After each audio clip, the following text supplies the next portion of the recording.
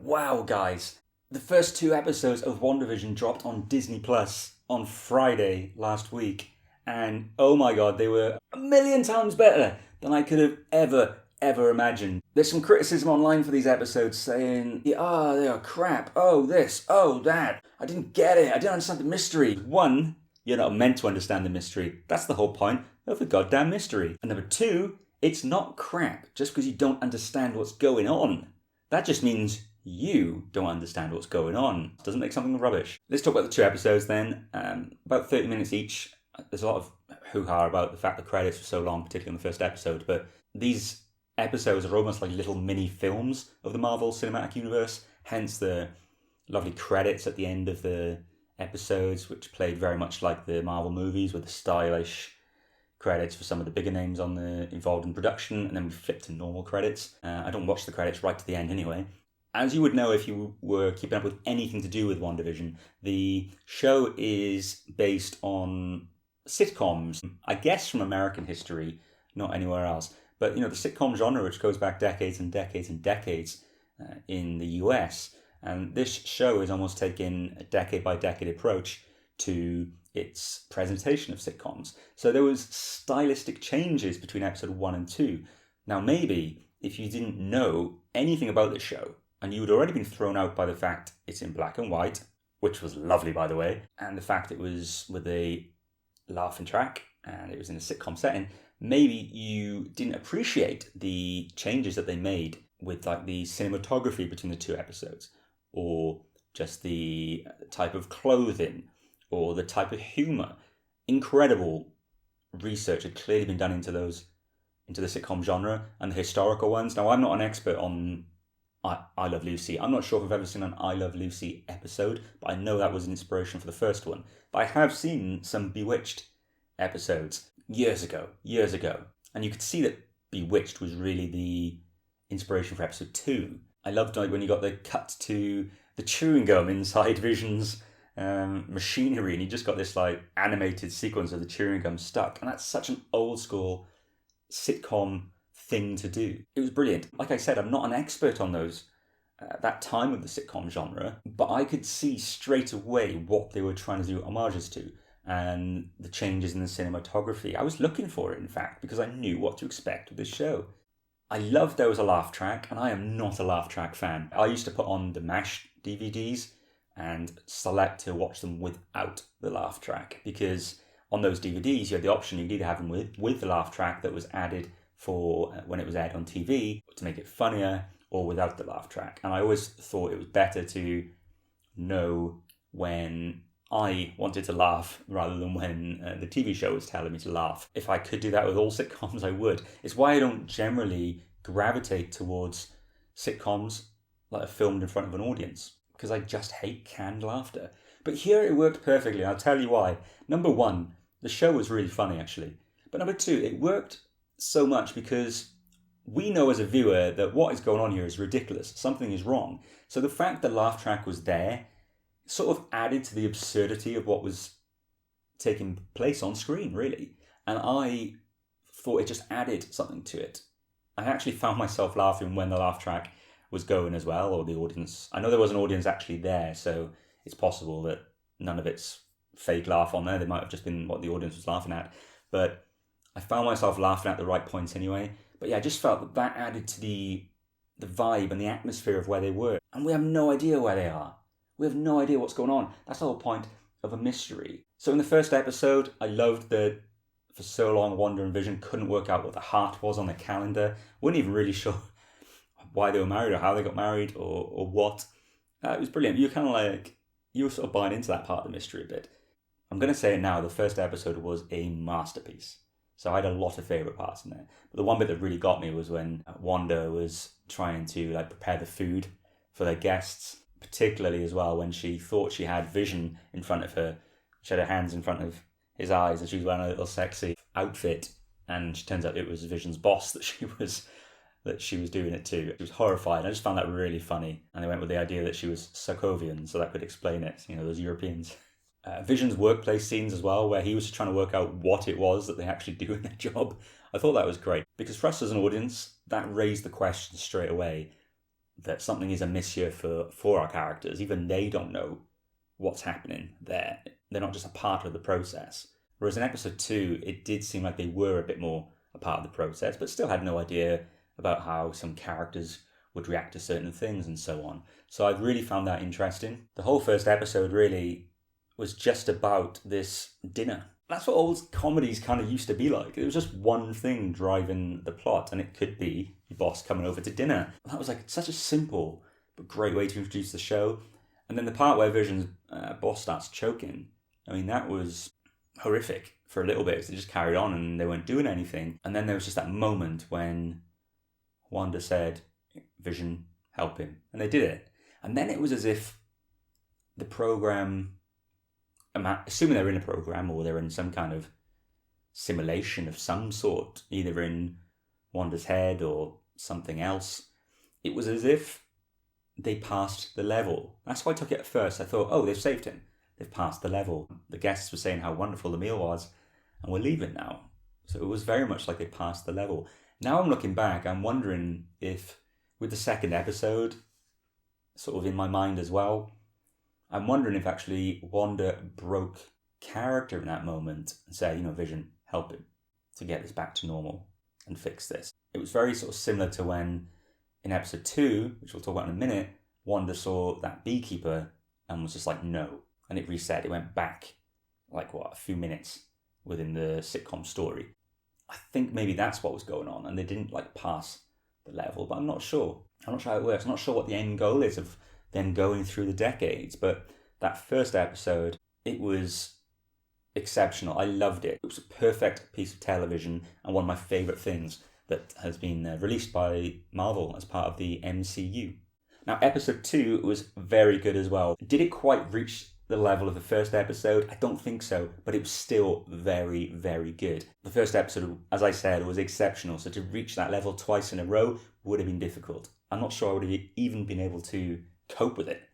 I was really, really impressed that they managed to generally keep the quality level so high, given that they were suddenly doing a different thing. The show was different suddenly. The humour was different. We were on the streets. We were out on location. There was less scenes that felt like they were in front of an audience, like on location scenes. There were still bits in the studio. The scenes in the house felt like they were studio scenes, but it felt like we got away from that then as well with the stuff outside. And the talent show that was the main focus over this episode, everything building up to this talent show. Big shout out, by the way, to Emma Caulfield, who was in this. I saw her face and I was like, gosh, I recognise her. Who is she? It twigged. I was like, it's Anya from Buffy. And I haven't seen Emma Caulfield in anything for so long that she's obviously a bit older now. So I didn't immediately twig as to where I knew her from. But wow, she was great in this. I hope we see her in other roles, because one thing we've noticed in this episode is they are recycling some characters in each sort of generation of sitcom world. So hopefully we see Emma Caulfield again. But yeah, this talent show was the main focus. Vision, in trying to impress a group of men, like a boys' club kind of thing, and he ended up taking a piece of gum, I think it was. And the gum obviously got stuck inside him because he is a machine, as we saw in the animations throughout the episode. And it started to make him behave drunk, which was hilarious. So when he shows up for this talent show, where he and Wanda are the main act, it becomes almost hysterical watching her try to deal with this quote-unquote drunk Vision, who starts to do all these absolutely either absurd tricks which are revealing their abilities, such as making people fly and things like that, or himself flying, and then Wanda's having to come up with a solution and click her fingers and make it look like it was all part of the show. That was hilarious, because most of the magic tricks that they did in the show, they reveal how they did them rather than leaving a mystery. And she had to reveal, because some of them were so absurd. People were thinking, how is Vision doing that? How's that possible? And then Wanda would come in with suddenly make a piece of rope appear behind him to show that he was actually hanging off rope, or things like that. That whole section, I think, was my favourite of the episode. It was probably actually my favourite moment of the 2 episodes.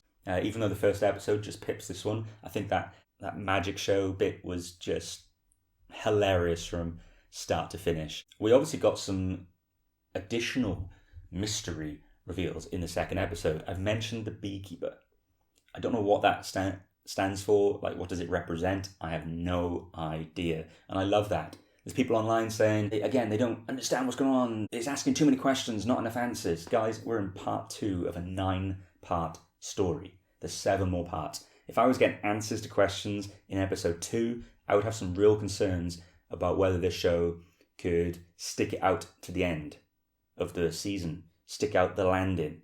But it's asking those questions. It's going to build those mysteries. Hopefully we do get answers at the end of the season, or maybe we don't get answers until Doctor Strange 2, which we know that Wanda's in, and apparently plays off the events of this series almost directly. So we may not even get all answers after 9 episodes. We'll have to see. But certainly we don't want any answers now. But the beekeeper, what does it represent? I am not sure. The fact that Wanda's seeing some things in colour, the blood in this second episode, the helicopter that was in like the bush. The first episode had a similar moment. Is that reality bleeding in?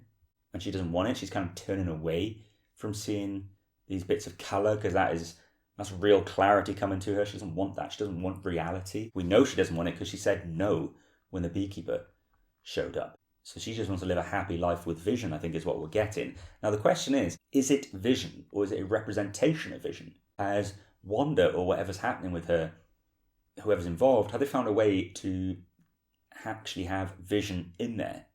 Or is this just an image of him? Because obviously Vision did die in Avengers Infinity War. He didn't come back when Tony was able to bring back people who got sort of snapped away. So in Endgame, when Tony clicked his fingers, Vision wasn't able to come back because he wasn't part of that whole finger clicking thing that killed off so many people.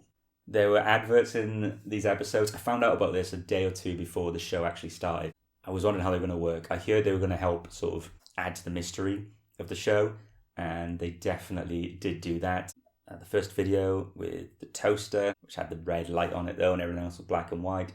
We've seen Stark Industries referenced through these and such. So the adverts, a product of their time as well, are telling us stuff. We saw Hydra, reference of Hydra. I think it was in the episode 2 advert. There's a lot going on. Is Hydra behind this? I don't know. I think we were led to believe Hydra was no longer a problem. Maybe they still are. We also saw at the end of the first episode the fact that this is being watched on a TV by someone.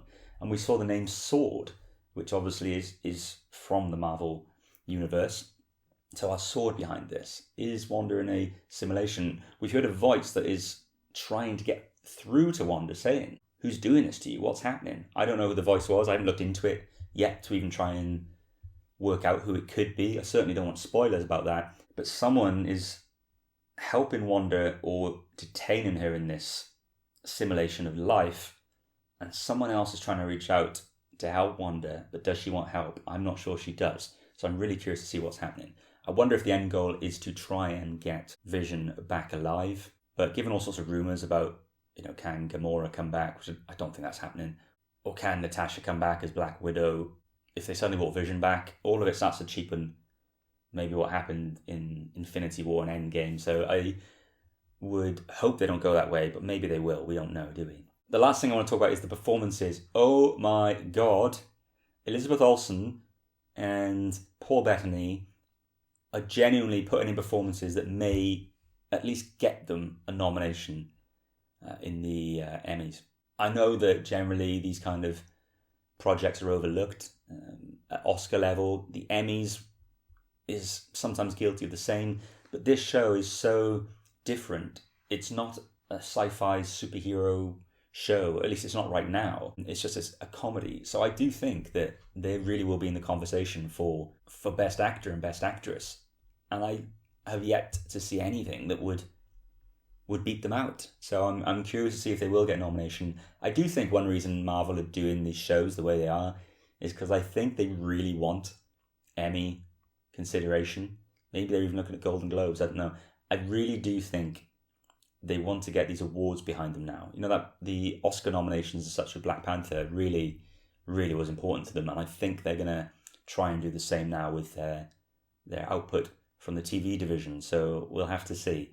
And I'm all up for the journey. I thought that Olsen was fantastic in this episode, and she looked fantastic. She really carries that 50s, 60s look so well, and it really added to the show.